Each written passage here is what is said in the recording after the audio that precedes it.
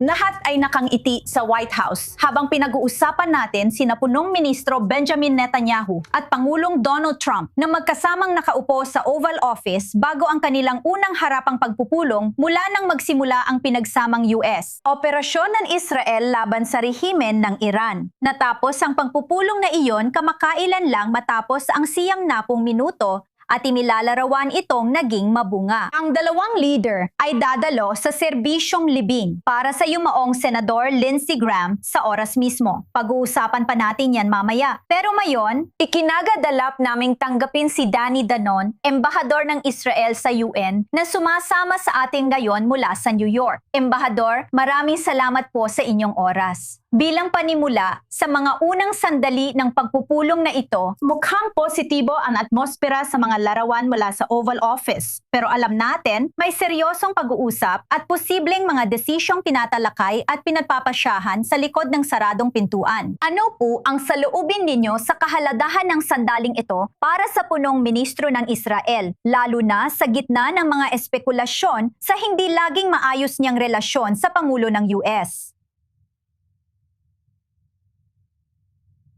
Nakipagkita si punong ministro kay Pangulong Trump ng 8 beses mula nang magsimula siya sa kanyang ikalawang termino. Malinaw na yon. Alam mo, may mga kilala akong mga leader na hindi man lang nakapagkita sa Pangulo kahit isang beses. Ipinapakita ang tibay ng ugnayan na nagkakaisa tayo. Magkapareho tayo ng layunin, hamon at kaaway. Magpapasalamat kami doon. Dumating si punong ministro upang pag-usapan ang mga issue. Siguraduhin na kahanay tayo sa US. At masasabi ko sa inyo na alam naming may katuwang at kaibigan tayo sa White House at napapasalamat kami para doon. Ayaw mong pag-usapan ang nilalaman, pero pwede mo bang linawin ang ulat na may bagong impormasyon ng Israel tungkol sa nuclear program ng Iran? Sa gitna ng pang-ambang sinasamantala ng Iran ang sitwasyon, kumbaga para maibalik ang kanilang kakayahang nuclear. Ano ang masasabi mo dito? Kaya napatunayan na namin ang aming kakayahan sa intelihensya. Alam mo, noong inatake namin ang mga lugar at mga terorista sa Iran, alam mo, pinahalagaan ng mga kasamaan namin sa Washington ang ginagawa namin. Kung ano talagang naibibigay namin sa kanila.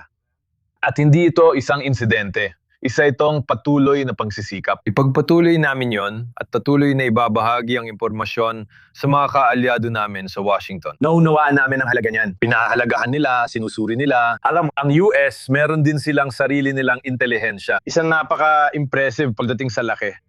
Minsan kailangan mo lang ng tamang tao sa tamang lugar para makuha ang impormasyon. At patuloy naming ibabahagi sa US. Maari bang sabihin, Ambassador, na masaya ang Israel na manatili munang hindi direktang nakikialam, kumbaga, mula sa pananaw ng militar habang nangyayari ang tensyon sa pagitan ng US at Iran at sa ilang aspeto, pati na rin ang mga bansa sa Gulf? Alam natin na kung hihilingin ng presidente na makialam muli ang Israel, walang duda na gagawin ito ng Israel. Pero may posibilidad ba na kumilos ang Israel laban sa Iran ng mag-isa? Sa tingin ko, hindi tama na gamitin ang salitang masaya. Alam mo, naka-high alert kami. Handa kami sa lahat ng posibleng mangyari. Alam namin na mabilis ang mga pangyayari sa gitnang silangan. Sa mga nakaraang linggo, tinarget ng Iran ang 12 bansa sa gitnang silangan. At nakita namin na ang ilan sa mga ballistic missile ay aktwal na tumarget sa Jordan malapit mismo sa Eilat. Kaya handa kami at malinaw naming sinasabi, kung may atake sa Israel, hindi na kami hihingi ng paintulot. Agad kaming gaganti at magiging malupit ang magiging kapalit para sa kabila. Yan ang mensaheng ipinapaabot namin sa publiko at sa mga pribadong pagpupulong. Ano po ang nararamdaman ninyo sa saloobin ng mga Israeli tungkol sa posibleng panibagong bigmaan at mas matagal na pananatili sa bomb shelter? Kung ang kalalabasan ay ang pagbabalik lang sa negosasyon sa pagitan ng US at Iran tungkol sa Memorandum of Understanding na maraming kapintasan, hindi iyon ang resulta na nais makita ng karamihan sa mga Israeli.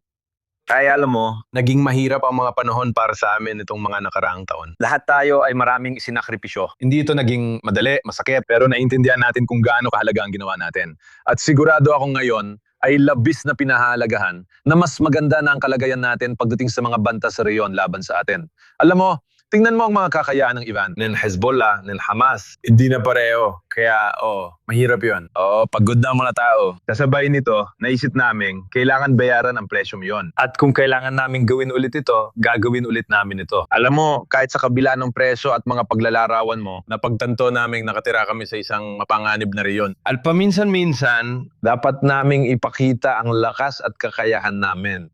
Kung pag-uusapan ang mapanganib na rehiyon, maraming opsyon ang Iran. Panatilihing sarado ang kipot na mukhang ikinatutuwa pa nitong gawin o targetin ang mga bansa sa Gulpo na madalas na nilang ginagawa. Maari nitong bantaan ang pagpasalang sa mga lider at politiko ng US at Israel at magsagawa ng malaking pag-atake sa bagong lugar na pipiliin nito. Ano ang mga pinoproblema mo ngayon? Sa totoo, marami kaming dapat alalahanin. Pero ako'y positibo pa rin. Sa tingin ko, kailangan nating tingnan ang mga naabot natin Sa ating mga kakayahan, Handa tayo dahil sa ating mga sistema ng depensa. Handa tayo pagdating sa intelihensya. Alam kong mapagkakatiwalaan natin ang mga lalaki at babae ng IDF. alam mo, ang anak kong babae At ang anak kong lalaki, lahat kami kasali sa pagsisikap na ito. Ipinagmamalaki namin ang kabataang henerasyon na siyang Nagbibigay ng proteksyong Iron Dome upang makapamuhay ng ligtas ang lahat ng Israeli at mag-enjoy sa tag-init. Alam mo, kahit may mga banta at hamon, yan ang sinasabi ko sa mga kasama ko. Kung pupunta ka sa Tel Aviv na yon, makikikita mong maganda ang Israel. Demokrasyang isinasabuhay at tiyak na magpapatuloy ito. Sa madaling sabi, ano ang magiging mensahe mo ngayon sa mga tao ng Iran? Sa simula ng digmaang ito, may mungkahi na ang mga operasyong militar ay sa katunayan maglalatad ng pundasyon para sa isang uri ng posibleng pag-aaklas. Posibleng magkaroon ng tunay na pagbabago ng rehimen sa hinaharap. Ano ang mensahe mo ngayon sa mga mamamayan ng Iran? Sasabihin ko sa kanila na hindi magtatagal ang rehimen ito. Panahon na lang ang inaantay. Ang nangyayari to. Alam ko nahihirapan sila.